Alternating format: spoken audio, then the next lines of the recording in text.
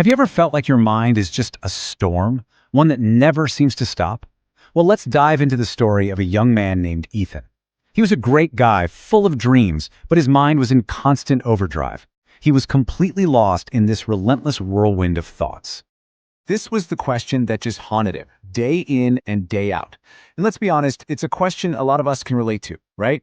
The feeling of being stuck on a mental treadmill, just wishing you could find the off switch. This one simple question is really where his whole journey begins. So this storm inside Ethan's head wasn't just random chatter. Nope, it was more like a battle being fought on two different fronts, and both were constantly pulling him away from his own life. Yeah, the chaos was coming from two directions. On one side, you had the past, just filled with all these sad memories he kept replaying. And on the other side, the future, a huge source of fear and anxiety. So he was stuck, trapped right in the middle, with absolutely no room for the present moment, which of course is the only place life is actually happening. And the cost of all this was huge. He started avoiding his friends. He couldn't enjoy the things that used to make him happy. His peace was just gone. He'd find himself just staring out his window at the mountains, just wishing, dreaming that his mind could be as quiet and still as they were. But then, just when he's about to give up, a little glimmer of hope appears.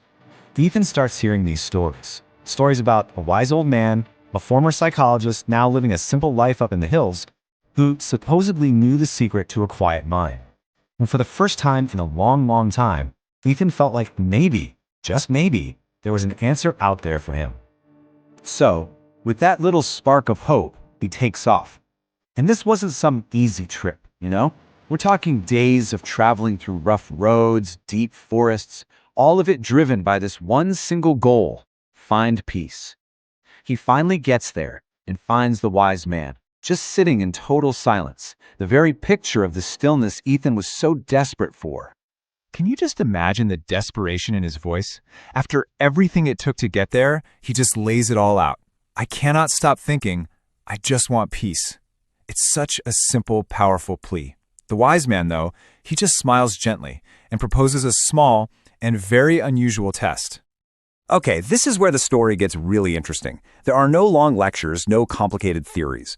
The wise man's lesson starts with a simple glass of water. It seems way too simple, right? But as you're about to see, it holds the entire key to Ethan's problem.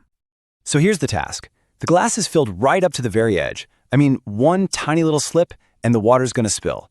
Ethan's job is to walk through the entire busy village and then come back, without losing a single drop. That's it.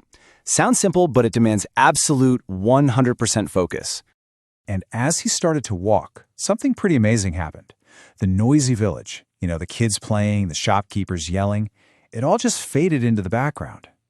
For the first time, his mind wasn't stuck on past regrets or future worries.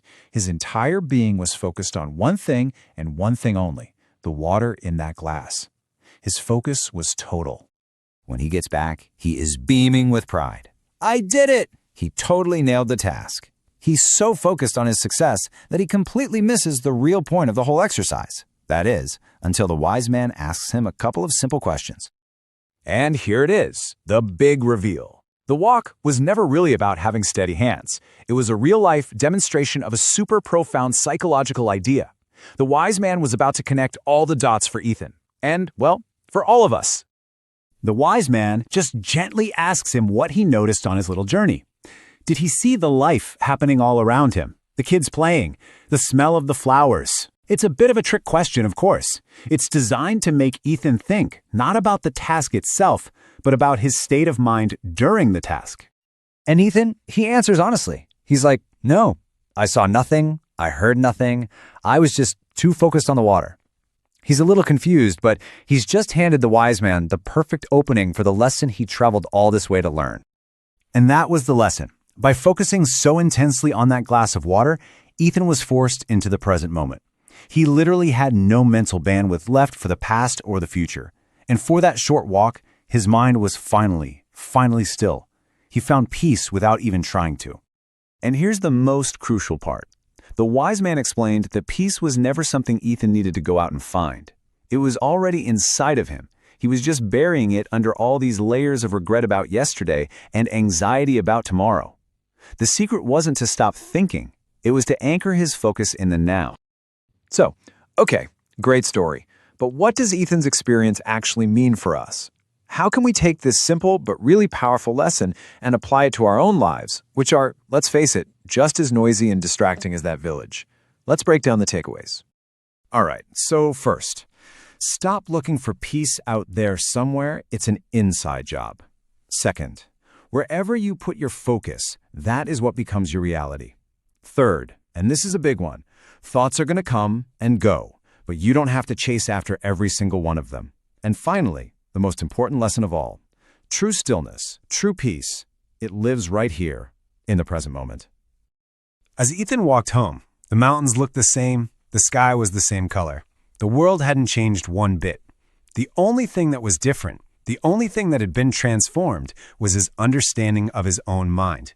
He didn't defeat the storm, he just learned how to step out of its way. And that brings us to the final, and I think the most important question. It's for you. What task, what feeling, what single point of focus can you use to anchor yourself in the present?